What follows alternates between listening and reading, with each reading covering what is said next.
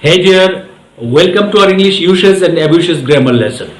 Me Anwarul Islam from your favorite channel Lyceum. Today we are going to talk about some analysis that leads to confusion.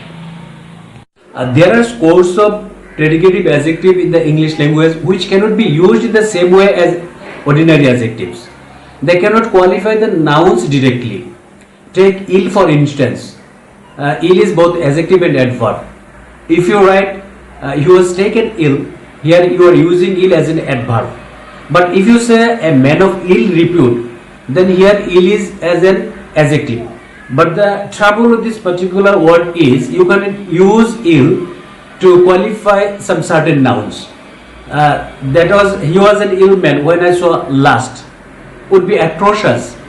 But if you ask why, ill man would be wrong, while ill will, ill effect, ill feelings are not wrong. The answer is idiom rules out the ill man. The man was ill is of course correct because you are using it predicatively. Men in the legal professions are found to be especially prone to a peculiar kind of error in which often the adjectives are treated as verbs. Expressions such as "this law tantamounts to a violation of the law" abounds in petition to the courts. But why should tantamount and predicative adjective be at all mistaken for a verb? The reason is not far to seek. What the writers are misled by is a vague consciousness about amount.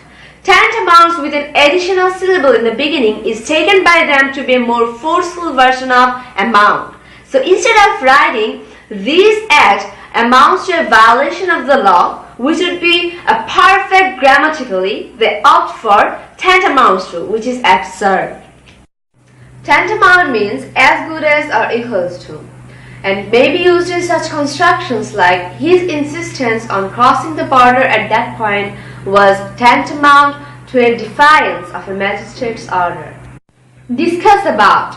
Unconsciously, you find yourself writing, "We discuss about the future of the English."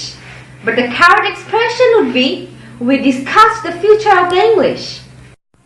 Discuss is always a transitive verb. It doesn't need to be buttressed by a preposition intervening between itself and the noun or pronoun following it. Instead of discuss, we can also use hold the discussion on something. If some people turn the transitive discuss into intransitive, some other use listen and reply as transitive.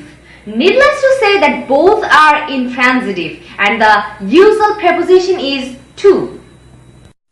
One listens to music, one replies to a letter. But listen for has slightly different meaning. It means to wait for some noise or sound. Hear and answer, which have meanings corresponding to those of reply and listen, are transitive verbs. We hear a sound, we answer a letter. They are also used intransitively with a different meaning. One can hear about something, one can answer for some actions, but listen and reply are never employed transitively.